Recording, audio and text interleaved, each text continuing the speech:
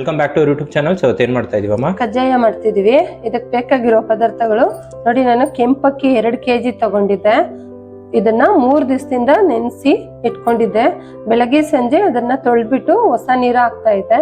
ಮತ್ತೆ ಇವತ್ತು ಅದನ್ನೆಲ್ಲ ಚೆನ್ನಾಗಿ ಸೋಸ್ ಹಾಕಿ ಒಂದು ಕಾಟನ್ ಬಟ್ಟೆ ಒಳಗಡೆ ಒಂದು 1/2 hour ಫ್ಯಾನ್ ಕೆಳಗಡೆ ಒಣಗಿಸ್ಕೋಬೇಕು.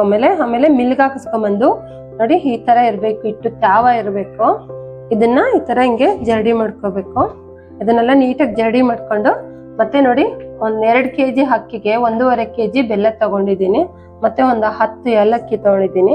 ಒಂದು 1/2 ಕಪ್ ಅಷ್ಟು ಬಿಳಿ ಎಳ್ಳು ತಗೊಂಡಿದ್ದೀನಿ. ಬಿಳಿ ಎಳ್ಳು ಬೇಕು ಅಂದ್ರೆ ಹಾಕೊಳ್ಳಿ, ಇಲ್ಲ ಅಂದ್ರೆ ಲೆಸ್ ಮಾಡಿ. ಆದ್ರೆ ನೈವೇದ್ಯಕ್ಕೆ ಮಾತ್ರ ಎಳ್ಳು ಹಾಕಂಗಿಲ್ಲ. ತಿನ್ನಕ್ ನಾವು ನೈವೇದ್ಯಕ್ಕೆ ಎತ್ತಿಟ್ಬಿಟ್ಟು ಆಮೇಲೆ ಬೇಕಾದ್ರೆ ಎಳ್ಳು ಹಾಕೊಳ್ಳೋಣ.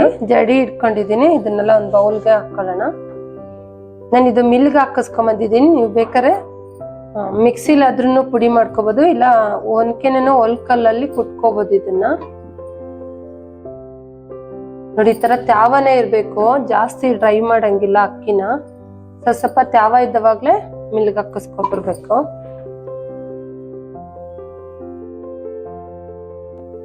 ನೋಡಿ ಸ್ಟವ್ ಹಚ್ಕೊಂಡು ಒಂದು ಪಾತ್ರೆ ತಗೊಳ್ಳೋಣ. ಇದು ಸಿಲ್ವರ್ದು, ಸ್ವಲ್ಪ ವೆಯ್ಟ್ ಇರೋದು ತಗೊಳ್ಳಿ, ತಳ ಒತ್ತಲ್ಲ. ನೋಡಿ ಇದ್ರಲ್ಲಿ ಒಂದು ಅರ್ಧ ಗ್ಲಾಸ್ ಚಿಕ್ಕದು ಟೀ ಕುಡಿತೀವಲ್ಲ ಆ ಲೋಟದಲ್ಲಿ ಒಂದು ಅರ್ಧ ಲೋಟ ನೀರ್ ಹಾಕೊಳ್ಳಿ. ಮತ್ತೆ ತೆಳ್ಳಗಾಗ್ಬಿಡುತ್ತೆ ಪಾಕ. ನೋಡಿ ನಾನು 1.5 kg ಬೆಲ್ಲನ ಈ ತರ ಚಚ್ಚಿಟ್ಕೊಂಡಿದ್ದೀನಿ. ಇದನ್ನೆಲ್ಲ ನಾನು ಪಾಕ ಮಾಡ್ಕೊಳ್ಳೋಣ.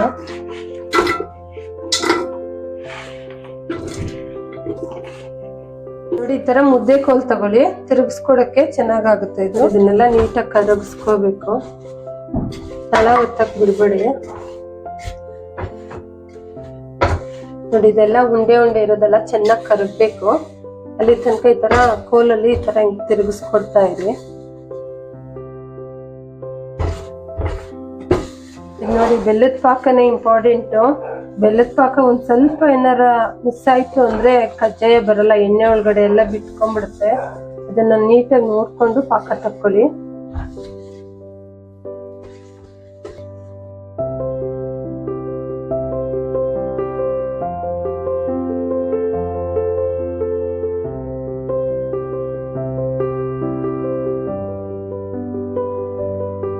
ನೋಡಿ ಏಲಕ್ಕಿ ಪುಡಿ ಮಾಡಿ ಇಟ್ಕೊಂಡಿದ್ದೀನಿ, ಇದನ್ನ ಹಾಕೊಳ್ಳಿ. ನೀವು ಬೇಕಾದ್ರೆ ಏಲಕ್ಕಿ ಪುಡಿನೇ ತಂದು ಹಾಕೋಬಹುದು.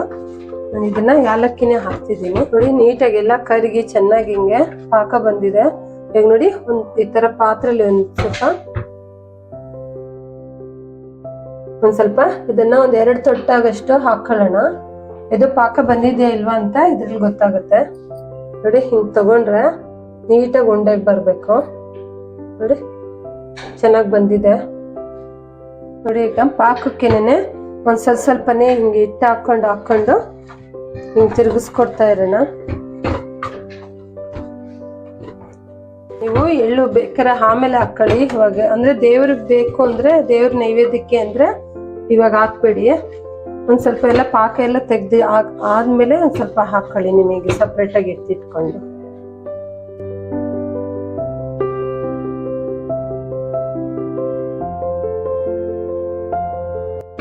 ನೋಡಿ ಈ ತರ ಗಂಟು ಬರ್ದಂಗೆ ಈ ತರ ಹಾಕೊಂಡು ತಿರುಗಿಸ್ತಾನೆ ಇರ್ಬೇಕು. ಸ್ಟವ್ ಒಂದ್ ಸ್ವಲ್ಪ ಸಿಮ್ಮಗೆ ಇಟ್ಕೊಳ್ಳಿ, ಜಾಸ್ತಿ ಉರಿ ಇಟ್ಕೋಬೇಡಿ. ಈ ತರ ಕೈ ಬಿಡ್ದಂಗೆ ನೀಟಾಗಿ ಈ ತರ ತಿರುಗಿಸ್ಕೊಟ್ಕೊಂತ ಇರ್ಬೇಕು. ಹಿಟ್ಟು ಹಾಕೊಂಡು ನೋಡಿ ಇಷ್ಟು ಹಿಟ್ಟು ಹಾಕೊಂಡಿದೀನಿ, ಇಷ್ಟು ಸಾಕು. ಒಂದ್ ಸ್ವಲ್ಪ ಹೊತ್ತು ಹಾರಾಕ್ ಬಿಡೋಣ, ಆಮೇಲೆ ಸ್ವಲ್ಪ ಗಟ್ಟಿ ಆಗುತ್ತೆ. ಸ್ಟವ್ ಆಫ್ ಮಾಡ್ಕೊಳ್ಳೋಣ.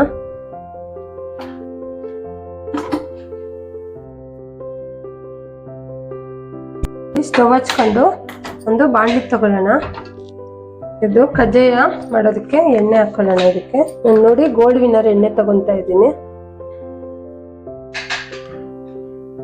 ಇದು ಕಜ್ಜಾಯ ಚೆನ್ನಾಗಿ ಮುಳುಗಿ ಚೆನ್ನಾಗಿ ಬೇಯೋಷ್ಟು ಎಣ್ಣೆ ತಗೊಳ್ಳಿ. ನಾನು ಇದು 1 ಲೀಟರ್ ಹಾಕೊಂತ ಇದ್ದೀನಿ.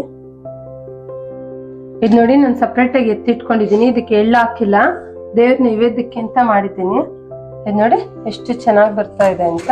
ನೋಡಿ ಒಂದ್ ಸ್ವಲ್ಪ ತುಪ್ಪ ಹತ್ಕೊಂಡು ಕೈಗೆ ಈ ತರ ಚಿಕ್ಕ ಚಿಕ್ಕ ಉಂಡೆಗಳನ್ನ ಮಾಡ್ಕೊಂಡು ಈ ತರ ಬಟರ್ ಪೇಪರ್ ಮೇಲೆ ಈ ತರ ಹಚ್ಕೊಳ್ಳಿ. ನೀವು ಇದಿದ್ದು ಎಷ್ಟಾಗ್ಲ ಬೇಕೋ ಅಷ್ಟಾಗ್ಲ ತಟ್ಕೋಬಹುದು. ನೋಡಿ ಈ ತರ ಹದವಾಗಿ ಬರ್ಬೇಕು ಪಾಕ.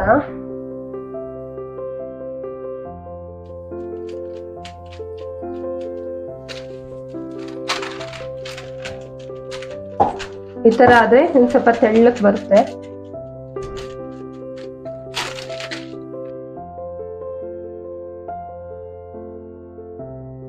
ತಟ್ಟಿಟ್ಕೊಂಡಿದ್ದೀನಿ. ಈಗ ಒಂದೊಂದು ತೆಗೆದು ಎಣ್ಣೆ ಕಾಯಕ್ಕೆ ಇಟ್ಕೊಂಡಿದ್ದೀನಿ. ಇದಕ್ಕೆ ಹಾಕೊಳ್ಳೋಣ.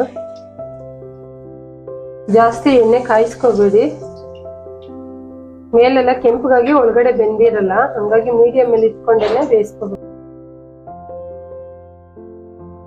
ನೋಡಿ ಈ ತರ ಹಾಕಿ ಒಂದ್ ಸ್ವಲ್ಪ ಹೊತ್ತಿಗೆ ಈ ತರ ಮೇಲೆ ಬರ್ಬೇಕು.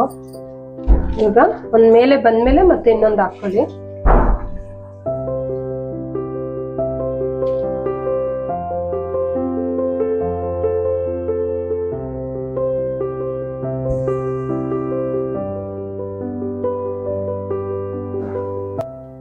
ನೋಡಿ ಈ ತರ ಒಂದೊಂದೇನೆ ಈ ತರ ಹಿಂಗ್ ಉಲ್ಟಾ ಹಾಕೊಂಡು ಬೇಯಿಸ್ಕೊಳ್ಳೋಣ.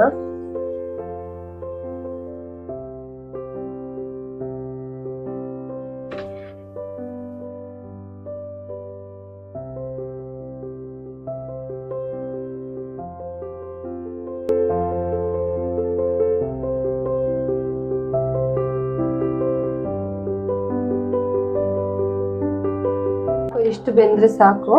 ಇದನ್ನ ತಕೊಂಡ್ಬಿಡೋಣ. ಈ ತರ ಎಣ್ಣೆ ಎಲ್ಲ ನೀಟಾಗಿ ಸೋಸ್ಬಿಟ್ಟು ಹಾಕೊಳ್ಳೋಣ. ಎಲ್ಲ ಚೆನ್ನಾಗಿ ಸೋಸಿದ್ದೀನಿ. ರೆಡಿ ಆಯ್ತು. ಇದು ನೈವೇದ್ಯಕ್ಕೆ ಮಾಡಿರೋದು. ಇದಕ್ಕೆ ಎಳ್ಳು ಹಾಕಿಲ್ಲ.